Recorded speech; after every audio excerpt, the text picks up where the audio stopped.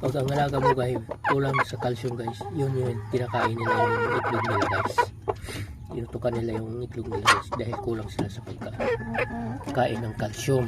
So ngayon guys, kulang sila sa pagkain ng calcium guys, bigyan mo sila ng high calcium na pagkain guys para maging matibay ang kanilang itlog at saka hindi na sila kakain ng kanilang itlog guys. Sariling itlog nila ay kinakain sila guys pag kulang silang calcium.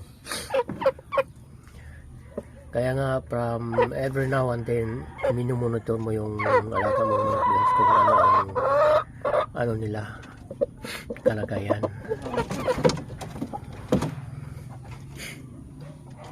So hanapan mo yan sila ng paraan kung paano masosolve yung kailangan nila. Pakainin mo sila ng high calcium na pagkain para hindi na sila kakain ng mga itlog nila guys. Tinutukan nila yung itlog nila guys.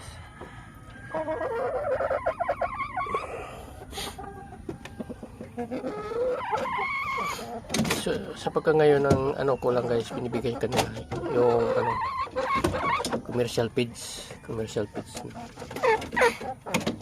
Yan guys. Ayan. Unahan na yan guys.